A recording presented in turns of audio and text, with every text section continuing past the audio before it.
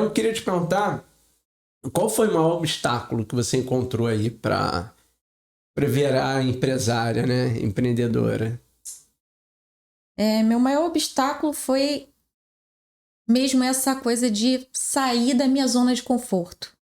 Minha zona de conforto era trabalhar para os outros e chegar em casa, botar minha cabeça no travesseiro e não pensar em mais nada, né? E quando eu resolvi empreender, eu fiquei dormindo muito mal durante muito tempo, porque são milhões de coisas que você...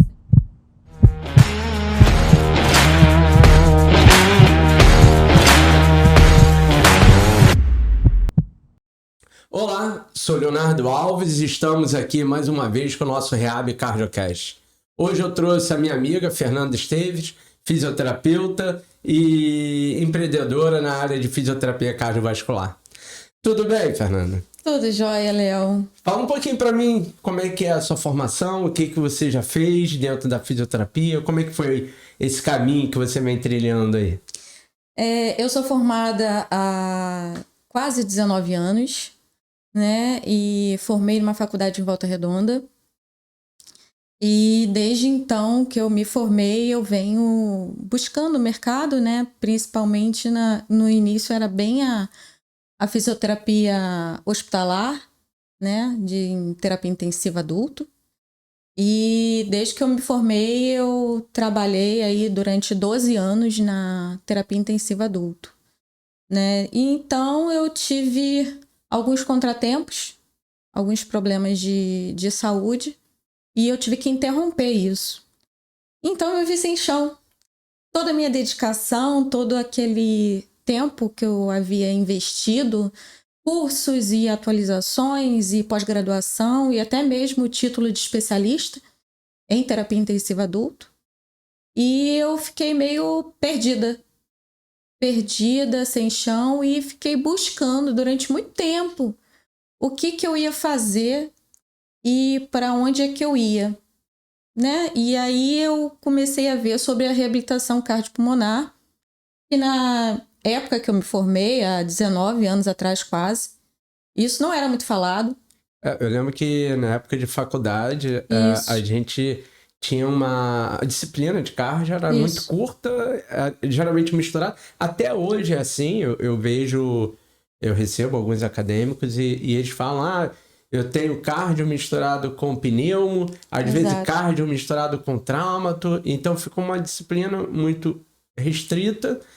E a especialidade de fisioterapia cardiovascular, eu acho que ela é de 2015, né? Abril de 2015, Sim, se eu não me engano. É bem recente. É bem recente. Na nossa época, você tem o mesmo tempo de formação do que eu, a nossa saída era ir para fisioterapia respiratória ou para terapia intensiva, né? Exato. E era na época que a gente se formou, eu acho que era a única coisa assim que dava um emprego um pouco mais sólido, né? Que você tinha mais possibilidades, tinha mais mercado aberto, era a terapia intensiva adulto. Eu acho que assim, o pessoal olha muito a fisioterapia e acaba fechando aquilo somente a fisioterapia ortopédica, fisioterapia para coluna. Aí tem alguns que vão para a parte neurológica e não vê o mercado, tipo, onde tem menos profissionais trabalhando. Porque a gente não pode estar somente competindo com o que a maioria faz. Por exemplo, eu não quero ser mais um no mercado. Tá? Então, eu busquei sair da caixinha e fazer o que ninguém estava fazendo. Todo mundo, na minha época de formado, todo mundo queria fazer traumatortopedia, fazer esportiva. Estava em alta, Copa do Mundo de 2002, recuperação do Ronaldinho, todo mundo para esportiva. Eu fui para respiratória.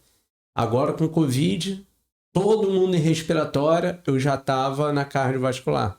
Acho que a gente sempre tem que buscar o mercado. Hoje mesmo eu estava vendo aquele livro Oceano Azul, que eu acho um livro maravilhoso, que a gente tem que buscar o lugar onde ninguém está, né? A gente tem que se tornar referência e correr atrás. Se a gente quer ganhar dinheiro, quer ser feliz no que faz, também não adianta você, vou fazer fisioterapia cardiovascular e não é isso que você gosta, né? Uhum. Então a gente tem que buscar ter prazer, mas procurar um mercado que ainda esteja mais vazio. Não vou falar virgem, mas pelo menos vazio, né? Sim, e a nossa época era muito buscado, né? A terapia intensiva adulto.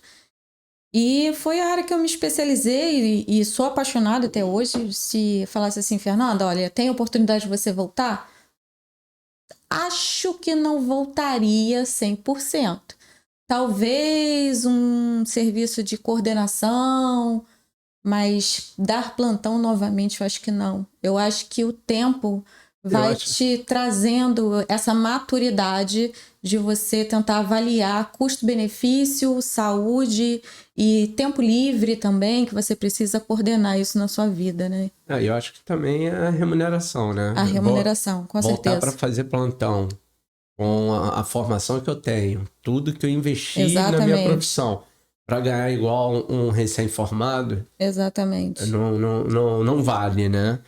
Exatamente. E esse foi um dos motivos de me fazer definitivamente desistir, né, de atuar de novo dentro de um CTI, né, porque a remuneração é muito baixa e mesmo depois da Covid, que a gente achava que a fisioterapia fosse dar um boom, né, a fisioterapia em terapia intensiva adulto, e a gente achou que realmente fosse valorizar mais porque éramos os heróis da pandemia. Só que isso não aconteceu. Não aconteceu porque eu acho também que muita gente acabou virando para fisioterapia respiratória, mesmo porque o próprio mercado não busca muita gente qualificada. Pelo menos dentro dos hospitais, eles já não estão muito preocupados qual é a sua qualificação para estar ali trabalhando. Você tem numa equipe 4, 5 pessoas que são bem qualificadas e você tem os outros ali que entram para cobrir plantão e o que aconteceu? Muita gente foi para respiratória até porque a parte de trauma estava parada, né? Porque as clínicas tiveram de trauma, ortopedia, de neuro, tudo ficou parada e a única que estava funcionando era de respiratória. Então foi todo mundo para a área hospitalar e acabou inchando o mercado e de pessoas não qualificadas. Até porque a própria regulamentação, ela não é cumprida, né? Tipo, você para trabalhar em terapia intensiva, você tem que ser um especialista em terapia intensiva, e não é o que acontece. Você tem fisioterapeutas que vão para terapia intensiva e não tem uma pós-graduação de especialista. Ou, se tem aquela pós-graduação, você vê que ele não aprendeu nada na prática. Porque diferente da medicina, a medicina, a maioria dos médicos, eles saem da faculdade e vão fazer residência. A área de fisioterapia, residência, ainda é muito fraca. Existe, mas são muito poucas que existem. Então, isso acaba colocando a mão de obra muito desqualificada no mercado. Sim, verdade. E aí, quando eu me vi perdida, em 2016, foi quando eu tive que interromper a minha carreira dentro da terapia intensiva adulto, eu comecei a buscar o que eu ia fazer e buscando, né, conversando com colegas que estavam fazendo mestrado em cardio, em reabilitação cardiopulmonar. E aí, conversando, eu vi que era muito possível eu sair dentro do ambiente de terapia intensiva adulta e dar continuidade para esses pacientes fora do CTI. E trazer qualidade de vida para esses pacientes. E aí eu fui buscar uma pós-graduação, né, que eu fiz em 2018 e terminei em... Comecei em meados de 2018 e terminei em dezembro de 2019. E 2020 veio a pandemia. E foi aquela confusão, né? Aquele caos e tudo. E 2022, com muito incentivo de colegas e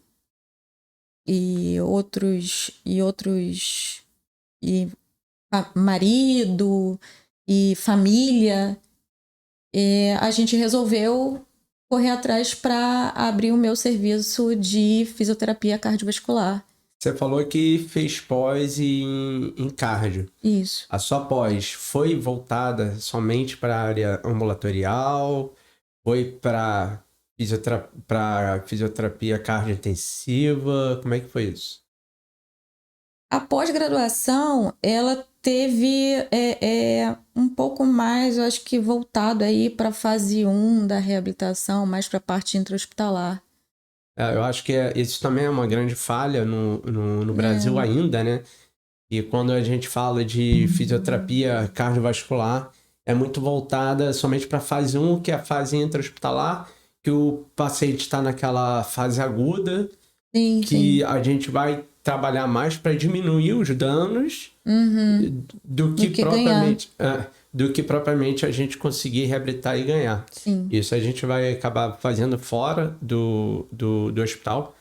E eu sempre digo que é diferente a visão do fisioterapeuta dentro de uma carga intensiva para o fisioterapeuta que está dentro de um centro de reabilitação. Até a maneira de se avaliar o paciente, eles são completamente diferentes. Você ter as ferramentas dentro de um ambulatório, dentro de uma clínica, para avaliação, é diferente dentro de uma terapia intensiva ou de dentro de uma enfermaria, o paciente internado. Sim. Fora os exames complementares que a gente tem que saber interpretar para poder dar assistência nesse paciente, que quando a gente está dentro da carga intensiva, a gente não vê tantos exames que nem acaba vendo dentro da clínica, né? Isso. A parte de exames, então, eu acho que ficou bem en passant, eu acho que ficou bem faltando mesmo a gente aprender mesmo a interpretar os exames, né? Tanto um de esteira como uma ergospiro, e eu achei bastante dificuldade, assim, aquela vivência de ambulatório mesmo, eles pouco passado, né? Eles passam muito uma experiência muito de laboratório, muito de bancada de laboratório, muito artigo, mas que não traz para o nosso dia a dia, né? Para a vivência mesmo dentro de um ambulatório e aquela realidade que a gente vai vivenciar, isso não é muito passado. Isso aí eu acho que é um pouco falho realmente, e eu acho que o pessoal precisa estar um pouco mais alerta a isso, principalmente para quem quer realmente investir, né, e manter aí um serviço. E acaba colocando muitos pacientes quadradinho, tipo, esse paciente tem uma síndrome coronariana, como se ele só tivesse síndrome coronariana, não vê todo o resto do paciente. Exato. Tipo, além da síndrome coronariana, esse cara tem uma lombalgia, tem uma artrose, Exato. ele é diabético, ele também é DPOC, é ex-tabagista, não sei o que lá, e começa a colocar complexidade. E aí, como é que eu vou avaliar esse paciente para poder fazer meu tratamento de intensidade correta, né? É o que a gente sempre fala, todo mundo escuta falar nisso. Qual a diferença do remédio para o veneno? É a dose. O exercício, ele pode matar dependendo da intensidade. Tá? Ou pode também não fazer, não melhorar nada o paciente se você trabalhar numa intensidade baixa. Ou melhorar muito pouco. Então, a gente saber quantificar isso, entender a individualidade de cada paciente, a gente conseguir mudar o exercício se o paciente tem alguma lesão, alguma comorbidade que vai limitar ele ali. Isso é só na prática. Isso a gente só vai aprender na prática, e as próprias pós-graduações de cardiovasculares, ele é muito voltado para a terapia intensiva, para o paciente que fez uma esternotomia, para uma troca valvar, para uma revascularização miocárdica, ou que colocou um stent, vai esperar no stent, não, na verdade nem fica muito tempo, vai ficar aqueles 24 horas no hospital e vai ter alta, então a fisioterapia acaba nem mexendo muito, mas as cirurgias cardíacas, elas são vistas naquele momento, tipo, a gente tem que ver esse pulmão, que o tórax foi aberto, vai ter atelectasia, vai ter uma disfunção diafragmática, nós vamos fazer os movimentos passivos, vamos fazer movimento ativo assistido, livre. Então, essa parte da fase 1. E aí a terapia, a pós-graduação fica mais focando nisso, o que pode fazer, o que não pode fazer, quais são as patologias, quais são os tipos de cirurgia, circulação extracorpórea e tudo mais.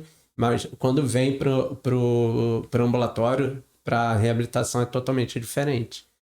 A visão do paciente é outra, né? Sim, com certeza. A visão muda e a nossa conduta precisa mudar também. Né? A gente precisa trabalhar o paciente em todos os níveis de complexidade, como você mesmo falou. E porque o paciente ele não tem só aquela patologia, né? Ele é aquela caixinha de surpresas. Tem várias coisas dentro que a gente tem que ir moldando o exercício para cada um deles, e a gente trabalha com individualidade. É o meu caso no meu consultório, né? E eu trabalho com a individualidade do paciente, com todas as patologias dele e tentando cercar de todos os lados. E você estava falando que fez você empreender na cardiovascular, né? Você arriscar pular nesse oceano aí para abrir o seu espaço. E por que você pensou nisso? O que fez assim, eu vou partir para isso? Você falou já que já está cansada de dar plantão e tudo mais, e aí você foi para isso, mas você analisou o mercado, como é que está o mercado nessa área de cardiovascular? Eu sei que você se preparou bastante até abrir, né? Isso, exato. Eu procurei saber como é que está o mercado, né? A gente sabe que no Rio de Janeiro, principalmente, o mercado para fisioterapia cardiovascular é muito pequeno, né? Eu vou te falar que aqui Rio de Janeiro e São Paulo é onde se concentram os maiores números de centros. Verdade, verdade. Mas ainda assim, pela população que a gente tem muita gente para ajudar e pouco espaço, né? Tem poucos espaços desses disponíveis para poder ajudar essa população que é muito carente nesse tipo de serviço, né? Geralmente é só no atendimento domiciliar, mas quando você quer levar o paciente para alguma coisa mais complexa, né? Dentro de uma clínica mesmo bem estruturada, você fica faltando, né? Você sente que atendimento domiciliar eu também faço, mas a gente sente que fica faltando da gente dar aquele a mais para aquele paciente. Eu sempre vejo também o atendimento domiciliar. Às vezes o pessoal fica... No outro episódio, eu estava conversando, continuam fazendo o que foi ensinado na faculdade há 30 anos atrás, né? Mais do mesmo. Fica fazendo exercícios que assim, não tem comprovação e não é o melhor que você pode oferecer para o paciente. E aí eu vejo que falta o pessoal se qualificar e parar de ficar repetindo o que o professor falou lá atrás, há 20, 30 anos atrás, entendeu? Parar de repetir e começar a ver que existem coisas novas no mercado, existem técnicas novas, que a gente encontra melhores resultados nesses pacientes. E eu vejo que a fisioterapia fica, às vezes, nessa de ficar fazendo o mesmo. Vamos lá, vamos fazer padrão respiratório, puxa, solta o ar, fica só nisso. Eu já vi prescrição de fisioterapia respiratória, que o médico às vezes tem essa mania de prescrever, né? Aí coloca lá, fisioterapia respiratória, realizar nebulização. Aí o paciente chegou na clínica com esse pedido. Eu vim aqui fazer fisioterapia respiratória e o médico mandou fazer isso aqui. Aí quando eu li a nebulização, eu falei, olha, para fazer isso daí, você vai na farmácia, compra um aparelho e faz em casa.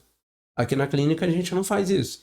Se quiser fazer a reabilitação, nós vamos fazer a reabilitação. Vamos fazer exercícios, tanto de respiratórios, exercícios de aeróbicos, exercícios de força contra resistidos, para a gente ter uma evolução.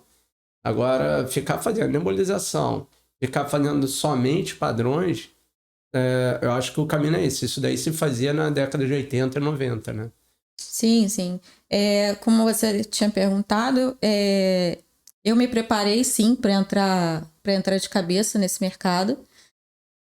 Busquei ver, né, como é que monta um centro desse de reabilitação, o que eu preciso, né, as áreas mesmo do Rio de Janeiro, onde falta esse tipo de serviço. No meu caso, eu moro no Recreio. No Recreio eu desconheço qualquer outro serviço desse, tá? Então, provavelmente é o primeiro, o meu serviço. E eu busquei realmente ver onde precisava, né? O que eu precisava ter para montar esse tipo de serviço. Eu sou uma pessoa que sempre trabalhei para os outros. Sempre trabalhei para os outros, trabalhei para o estado do Rio, né? Eu falo trabalhei, mas eu ainda trabalho, mas eu tô aí num processo de desligamento, né? Cortando esse cordão umbilical com o governo do estado. E eu resolvi investir mesmo e cair de cabeça. E aí eu fui procurar os profissionais, né? Que podiam estar perto, assim, e me ajudar nesse processo. Né? Foi quando, durante uma aula do Matheus Esquivel, sobre treinamento muscular inspiratório, ele comentou primeiramente sobre a NESE cardiopulmonar, e eu fui buscar, né? Ele falou assim, mas vocês não conhecem a NESE cardiopulmonar? Aí eu fiquei naquela, não conheço, e eu fui buscar no Instagram e comecei a seguir a NESE. Em uma das lives dela, eu vi que você curtiu Dr. Leonardo Alves, né? E aí eu comecei a buscar o Dr. Leonardo Alves também e vi que ele tem a clínica no Rio de Janeiro, né? Você tem essa clínica aqui na Tijuca, muito bem estruturada. E eu comecei a seguir várias pessoas que estão investindo na área, seja no domiciliar, seja com o próprio espaço. E às vezes o espaço é tão pequenininho que a pessoa tem, mas tem lá uma bike, tem uma esteira e caneleira, e as pessoas fazem acontecer isso, né? E eu fui buscar para ver como é que as pessoas fazem acontecer. Conheci desde uma clínica muito estruturada, né? Uma clínica da NESE, a sua clínica, muito estruturada, com aparelhos top de linha. E como eu conheci e vi serviços de gente que atende domiciliar e faz milagre, e gente que atende com uma bike, uma esteira e caneleira e faz milagre. É o que eu costumo sempre falar, tá? A gente não... Quer dizer, lógico, se você tem dinheiro para investir e tudo mais, você até pode começar grande, mas não é a realidade da maioria dos fisioterapeutas. Não é a realidade. Então, eu falo, eu não comecei grande. Eu comecei em 2009, 2010, alguma coisa assim. Eu comecei, o que eu tinha era uma esteira doméstica e um estúdio de pilates, e falei, vou fazer a reabilitação cardíaca com isso, tá? Comecei a colocar a monitorização que eu precisava e fui caminhando, e aí eu fui crescendo, cada vez mudava os equipamentos, tirei pilates, comecei a colocar alguns aparelhos de fortalecimento, coloquei uma esteira melhor, uma bicicleta melhor, vai crescendo. Então, para eu construir o que eu tenho hoje, não foi da noite para o dia. Isso já tem, nós podemos falar aí que deve ter uns 18, 13, 14 anos que eu venho montando isso. Então, olha, a clínica do Léo tem um monte de equipamento. Mas você não tem como começar assim. Você chegou a viajar para fora do Rio de Janeiro, lá para a clínica da Renata.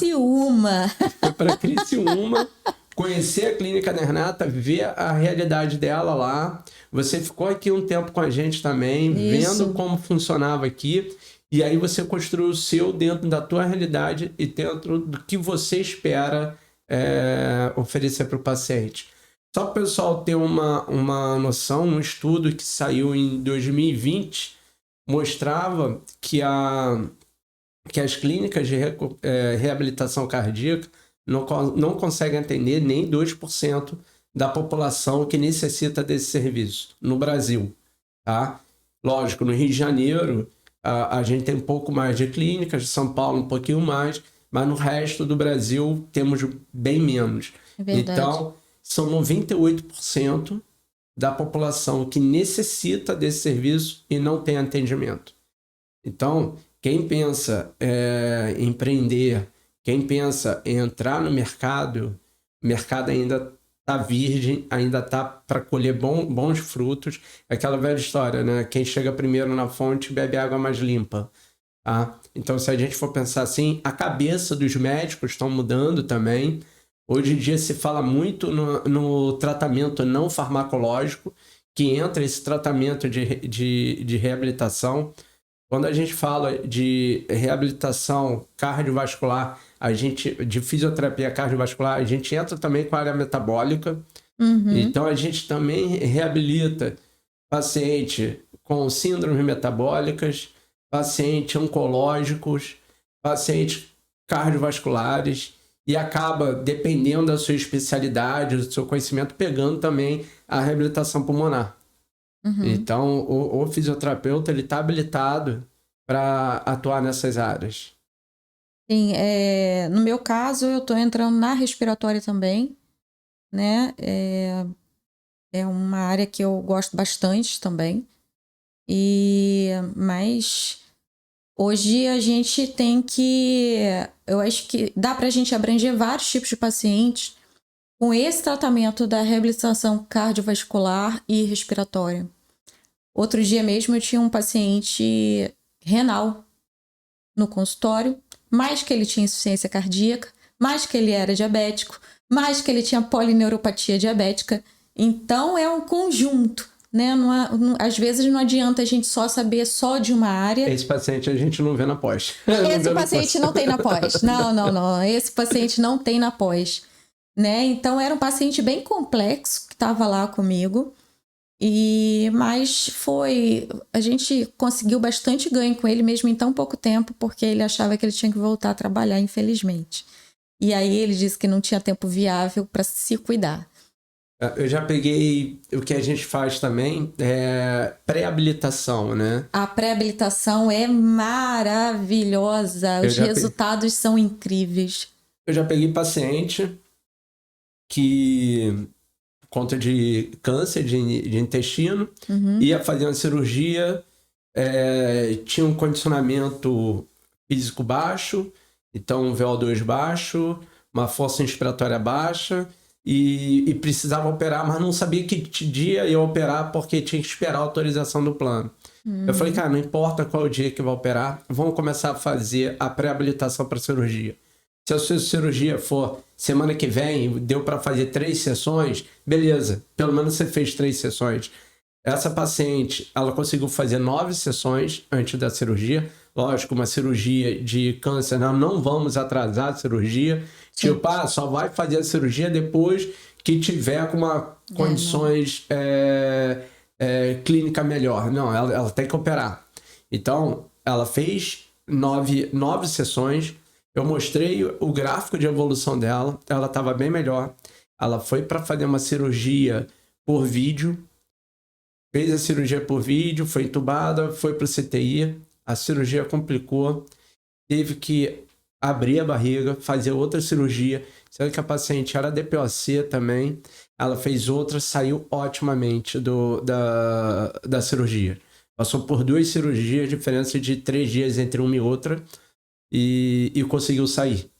Então, as pessoas têm que entender que às vezes a gente, às vezes não sempre, na pré-habilitação, a gente consegue melhorar muito o paciente. Sim. Tanto estabilizando o quadro clínico do paciente, como entregando o paciente para a cirurgia em condições melhores, né, do que ele se encontrava. Sim, a pré-habilitação tá virando minha nova paixão, né? Eu tô com uma pacientezinha aí que a gente já tá fazendo a pré-habilitação dela, que ela tem que fazer uma cirurgia para retirar um seroma que ela tem de uma cirurgia plástica antiga e que está causando muito incômodo a ela e tudo.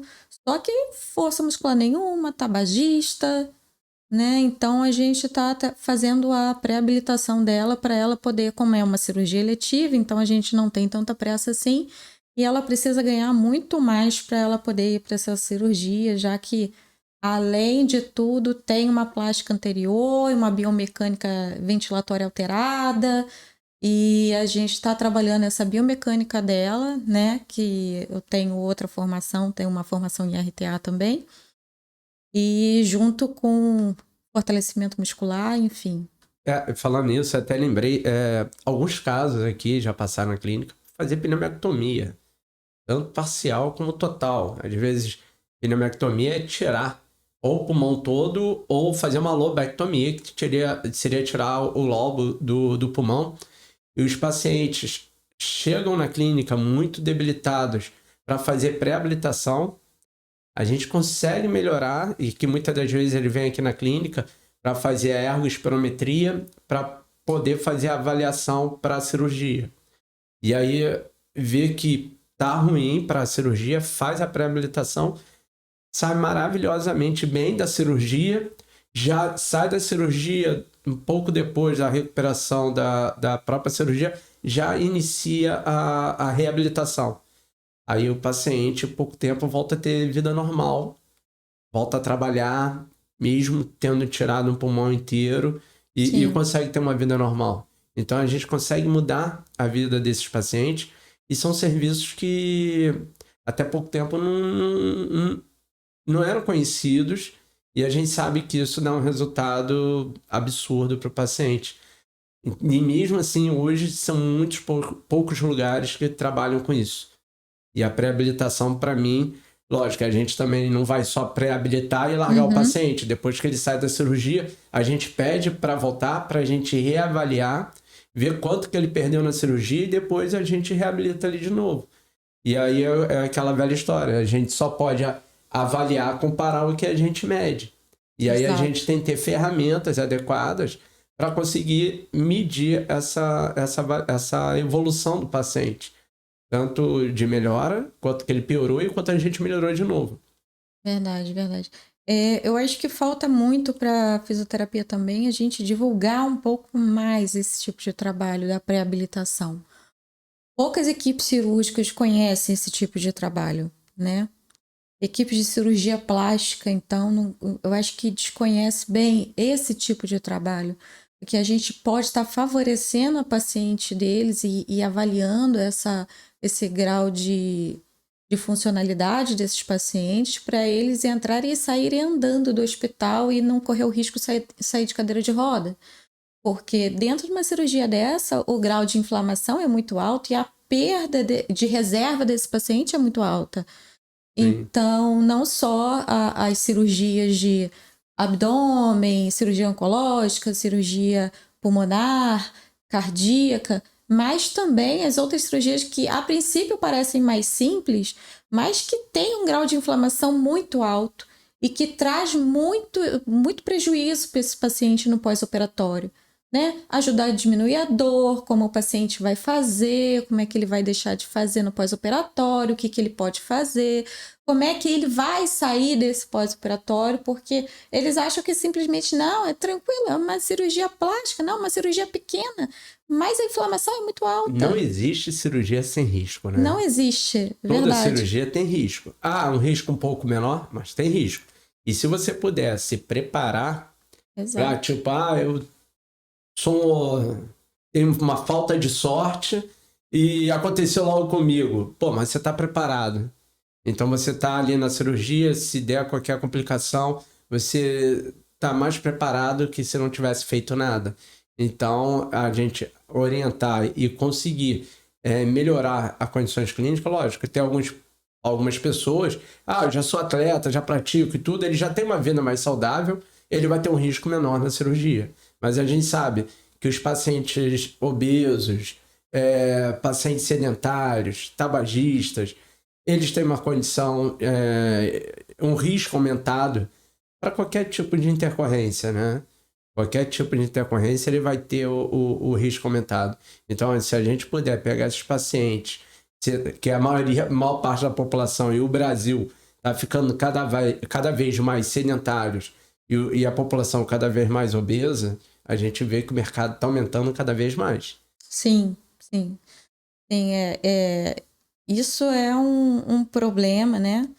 E a pandemia veio piorar bastante isso aí, né? Porque as pessoas ficaram cada vez mais enclausuradas e se movendo menos também, né? E na pandemia ninguém podia sair para comer, então comia-se muito dentro de casa, Muita besteira. Muita besteira. Muita comida de aplicativo. Quem nunca?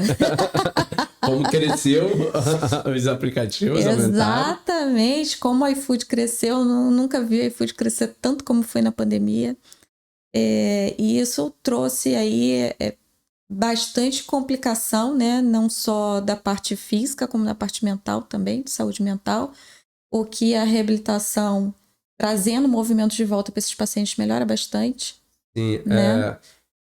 O exercício físico, né, ele é dito como um multicomprimido, né? Sim. Então ele melhora, é o que eu sempre falo, ele reduz qualquer tipo de causa de morte natural. Exato. Tá? Seja por câncer, seja por problema cardiovascular, seja qualquer tipo de morte natural, o exercício vai reduzir.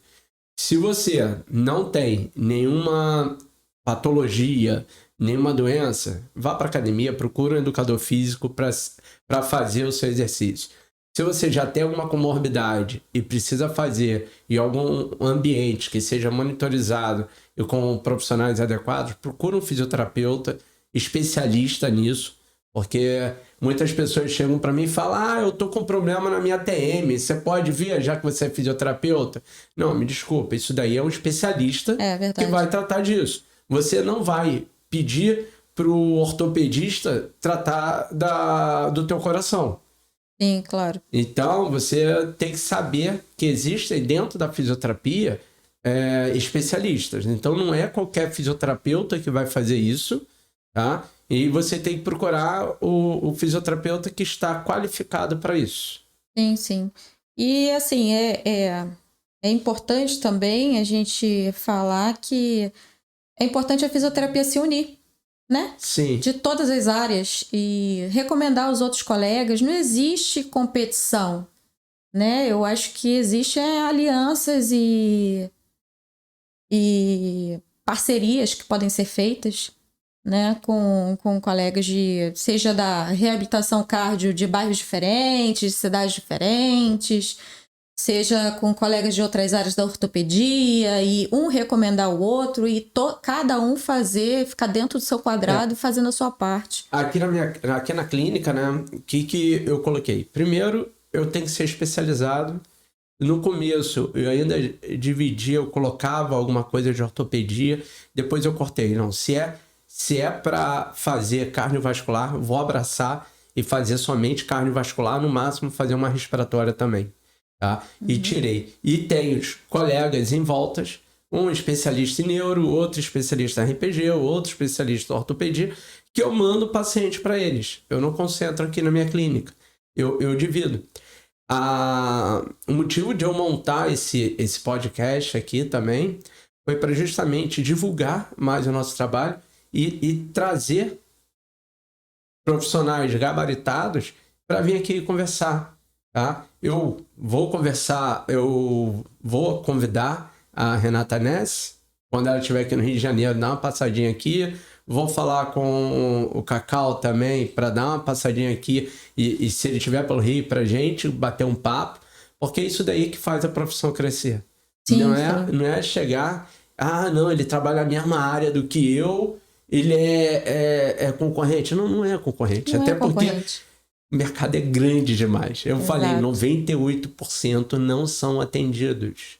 Não são atendidos. Você tá brigando com coisa que não existe. É melhor a gente juntar, fortalecer, trocar ideia e oferecer o melhor. E eu queria te perguntar, qual foi o maior obstáculo que você encontrou aí para virar empresária, né? Empreendedora? Meu maior obstáculo foi mesmo essa coisa de sair da minha zona de conforto. Minha zona de conforto era trabalhar para os outros e chegar em casa, botar minha cabeça no travesseiro e não pensar em mais nada, né? E quando eu resolvi empreender, eu fiquei dormindo muito mal durante muito tempo. Porque são milhões de coisas que você tem para resolver, milhões de coisas que você tem para fazer, coisas que você não está acostumado.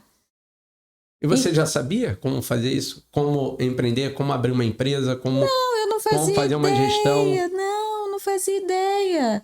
E aí vem de paraquedas, assim, sempre tem um anjo na nossa vida para ajudar, né? E aí o doutor Leonardo Alves abriu uma mentoria.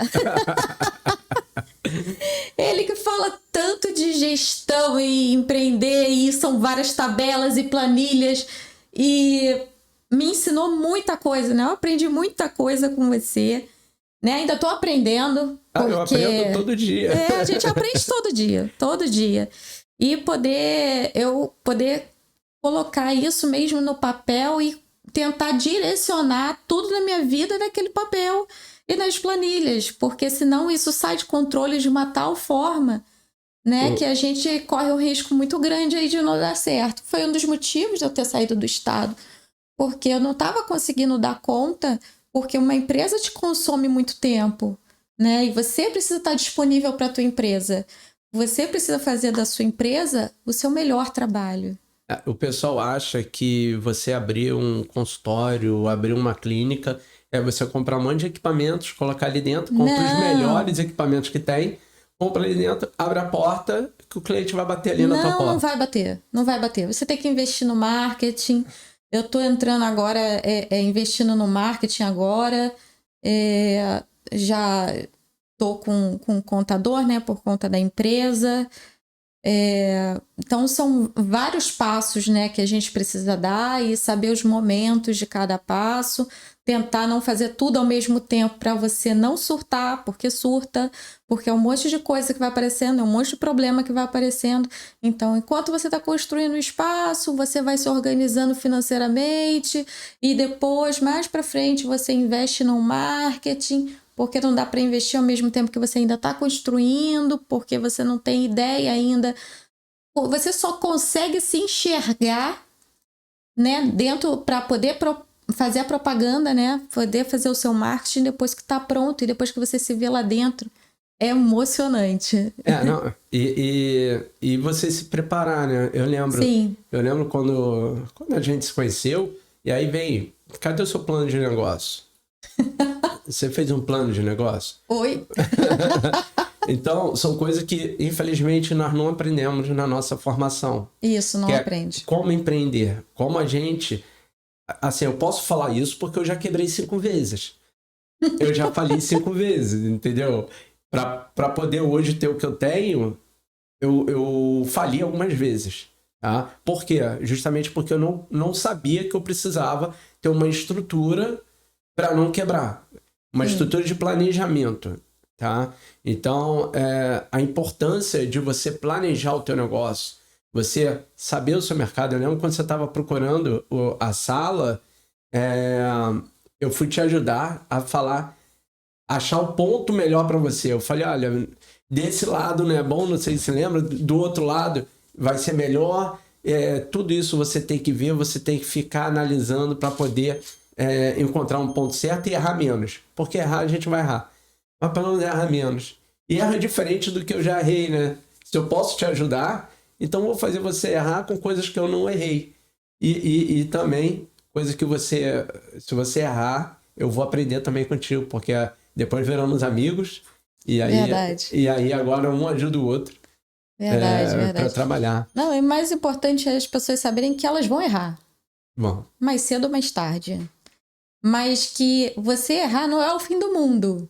Pelo contrário, você tem que tirar aprendizado de tudo nessa vida. Tudo. Tudo que você passa vai servir de aprendizado e para você não cometer novos erros, né? E você vai ter experiência, você ganha experiência, você consegue passar para o outro, né? Assim como você errou tantas vezes, conseguiu passar para mim aquilo que eu não podia errar, né? Aquilo que eu não deveria errar mais, né? Não cometer os mesmos erros que você cometeu, mas é fato que todo mundo vai errar, mas é importante recomeçar. E as pessoas falam pra você, você é maluca, você vai fazer isso. Sim, falam ainda.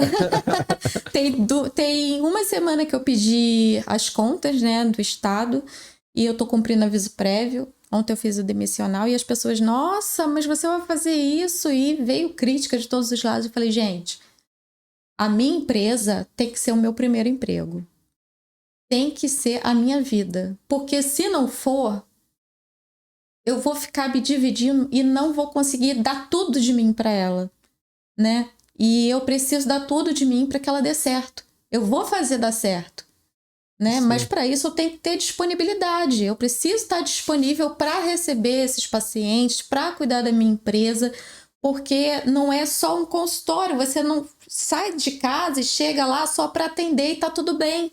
Não. Você tem que ver se tá faltando material, se tem papel higiênico do banheiro, se o banheiro tá limpo, se o consultório tá Material de limpo. limpeza, Se já teve esse... o café, o copinho. O café, que o seu café é um café especial, que eu sei. Que você só vai naquela loja comprar aquele café, porque os seus pacientes gostam daquele café. E tem a memória, né? Por trás disso tudo, então... Tem todo o marketing Tem todo o marketing, né? Tem todo o marketing. Então, eu tenho que ver se meu material tá em dia, se já tá esterilizado, se eu conseguir... Tô com o material disponível para aquela agenda daquele dia. Então, a manutenção dos aparelhos, então é muita coisa que você precisa ver. Né? Ser empresário é difícil, não é tão fácil. Como me disseram, é o eu clínica, né? Não é clínica minha, é eu clínica, é tudo eu, né? Eu tenho que ver o sistema de prontuário também, é bem importante a gente frisar isso aí, porque antes a gente já, quem sempre trabalhou para os outros, o prontuário já estava lá te esperando. Quando você trabalha sozinho, você tem que ver o seu prontuário. O registro eletrônico hoje em dia é primordial, né? Tá bem usado e facilita, não só facilita a vida e coloca mais segurança. Mais segurança, lógico, exatamente. Gente tem que, não é qualquer prontuário eletrônico que a gente tem que usar, porque a gente tem que ficar de olho na LGPD. Então, tudo a gente ainda tem que aprender leis, a gente tem que aprender o que pode, o que não pode. É muito complexo. E não dá para do dia para noite chegar e falar, virei empresário. Aluguei uma sala e abri um consultório. Não dá. São muitos detalhes, são muitas coisas que você precisa saber e tá por trás disso tudo. E todo dia eu aprendo mais alguma coisa que eu tenho que ver e aí eu começo a me descabelar, mas depois eu me acalmo e vai tudo indo. Um dia você chegou e parou assim... primeiro você deve ter pensado, eu acho que eu vou abrir um negócio meu, não sei o que lá. E um dia você chegou, não, eu vou abrir. Desse dia até abrir, quanto tempo mais ou menos você se preparou para chegar e abrir o teu espaço? Na verdade, eu nunca falei eu vou abrir, né? Meu marido sempre me incentivou muito, você precisa ter um espaço seu e tudo. E aí ele foi me convencendo. E depois eu falei, não, tá decidido, eu vou abrir. E quanto tempo? Você se preparou? Você vem se preparando com cursos? Eu venho me preparando? Mais de ano. Um ano e meio, 2 anos, mais ou menos. Eu lembro que... Foi porque... Que eu já te conheço há mais de um ano e você estava nessa de abrir. Verdade, porque eu conheci, por exemplo, eu fiz o curso do Matheus, quando eu ouvi falar da Nese, foi em 2021. Né, acho que meados de 2021, quando ele começou a falar na Nese, e desde então eu comecei a seguir, até que eu te vi numa das lives dela, comentando alguma coisa e tal, e aí eu comecei a seguir você também, já tem mais de ano que a gente se conhece, então, e desde então eu tô seguindo aí o pessoal que deu certo na área e que investe na área também. Que eu vejo são pessoas que querem abrir. Então, o meu conselho é se prepare para abrir. Outras pessoas que têm seu negócio próprio, mas só que não decola, é o que eu falo, pare, reavalie tudo, se reestruture e vá para frente. Não vá empurrando esse carro capenga com pneu furado, porque não vai dar certo. Pare. Teve um outro colega também de São Paulo, que já tinha o espaço dele, que fez a mentoria e mudou a clínica dele, a gestão da clínica dele, para poder melhorar. Um dia ele vem aqui também, já está convidado.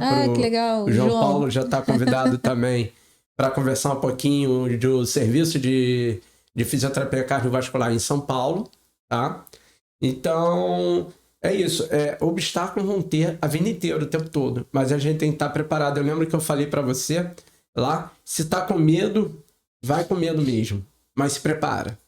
Porque se você vai com medo e não tá preparado, isso congela. Se você vai com medo, mas está preparado, você está alerta. E você dando alerta, você consegue dar uma resposta. Sim, no primeiro momento eu tava com medo e tava despreparada. Ainda bem que não abriu. Ainda bem que não abri naquele primeiro momento, que eu não sou a pessoa mais corajosa do mundo. Mas e aí eu fui procurar a ajuda dos profissionais, né? Que já estão na área, eu oriento isso. O pessoal que está começando, pensando em começar a procurar os profissionais que já estão na área, que oferecem mentorias, né?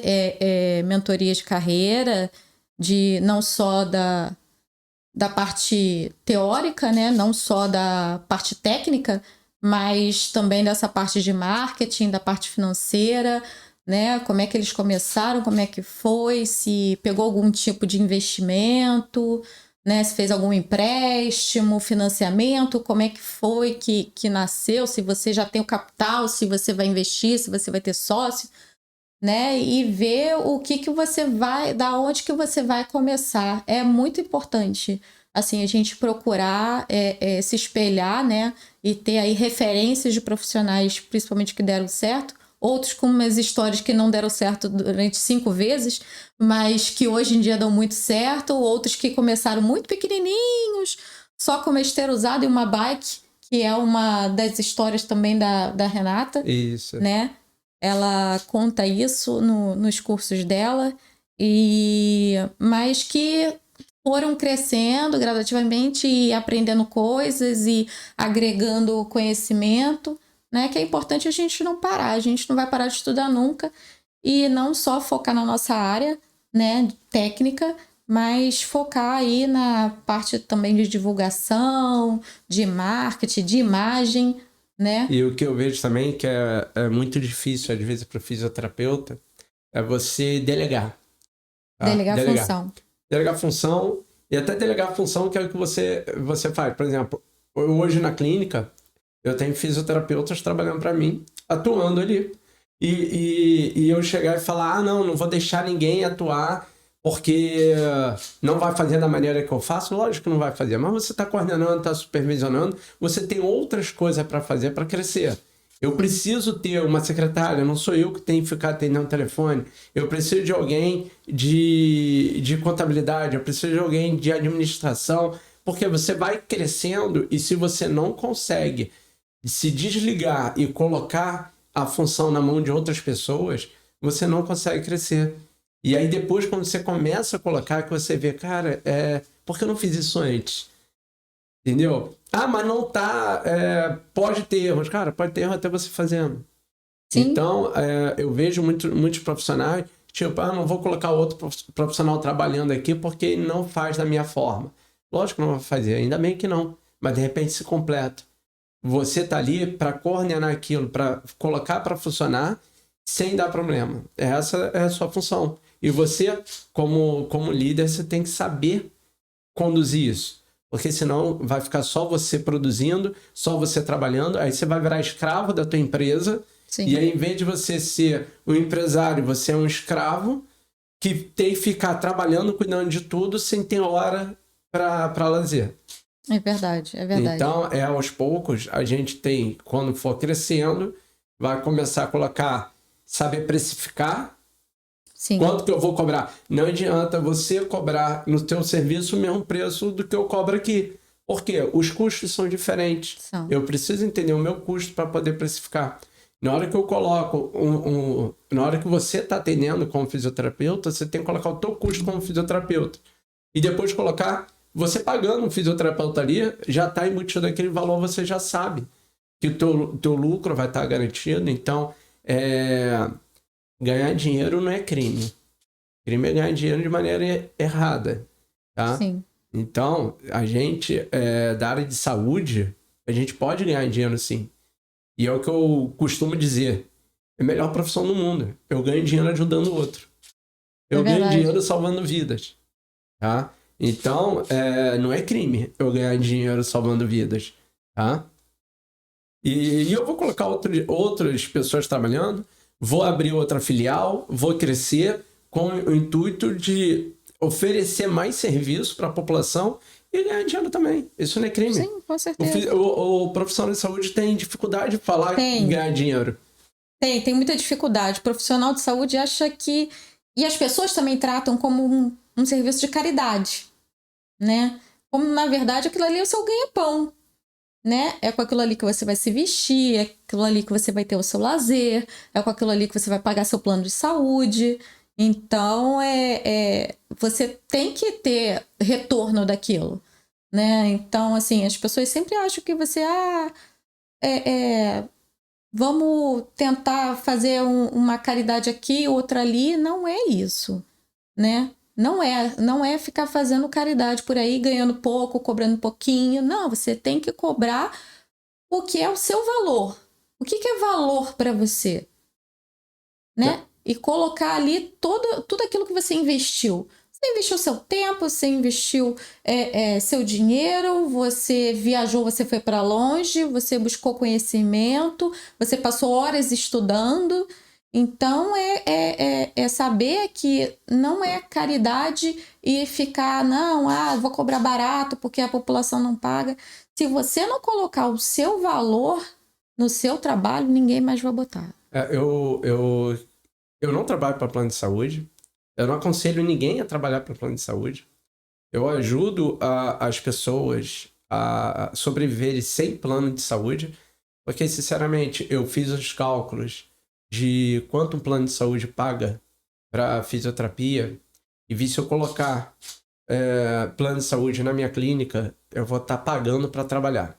Ou eu vou diminuir a qualidade do meu serviço, vou colocar equipamentos inferiores, não vou manter minha clínica arrumada, bonita, eu vou colocar uma clínica mais pé de chulé para poder lucrar. E não é isso que eu quero.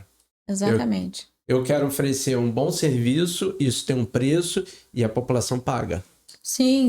Você tem que ter o seu diferencial. Não adianta você fazer mais do mesmo e não adianta trabalhar para plano de saúde porque não tem retorno. Não tem retorno.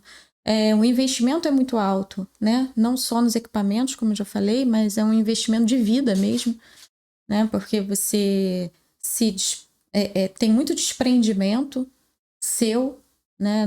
No estudo, na sua vida pessoal, o investimento é muito alto para você pegar e ter um repasse de mínimo de plano de saúde é muito complicado. A gente sabe que a maioria, né, busca pelo plano de saúde, mas infelizmente, né, o plano de saúde não dá esse devido valor para esse tipo de profissional, né, profissional que trabalha aí com cardiovascular. E eu tenho vários pacientes que saíram de clínicas de plano de saúde e trocaram para trabalhar aqui com a gente, para fazer o trabalho deles aqui.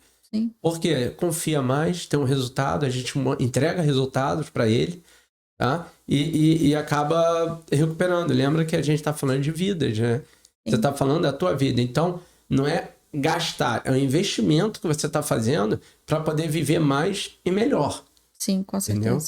Com certeza. Estamos chegando ao fim do nosso podcast. É muito bom conversar aqui. Eu acho que se ótimo. Desse, a gente ia ficar dias e dias aqui conversando. Com certeza.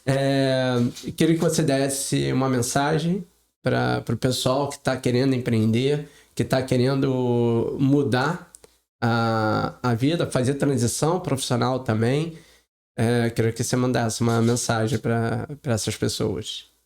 Então, o que eu tenho para falar para o pessoal aí caiam de cabeça, mas procure os profissionais que já estão no mercado já há algum tempo e que oferecem mentorias, que vão saber direcionar vocês para aquilo que vocês pretendem abrir, porque você pode abrir uma fisioterapia cardiovascular de diversas maneiras, né? Você pode abrir com um pequeno consultório, fazendo a primeira avaliação, e depois seguir com tratamento com o paciente em casa, ou seja, na academia do prédio dele, da casa dele, ou então com o seu próprio espaço, mas procurar esses profissionais, né, que fazem mentoria para ajudar, né, aí nesse processo. E vão com calma, né? Mas quando tiverem que mergulhar, que mergulhem de cabeça, porque dá certo. Dá certo e é bem satisfatório o processo. Obrigado, Fernanda. Obrigada a Prazer você, ter Léo, pelo aqui. convite. E se você gostou desse conteúdo, segue a gente, compartilhe, mande para os seus amigos. E é isso. Mais uma vez, o Rehab Cardiocast aqui com vocês. Tchau, tchau, gente. Tchau.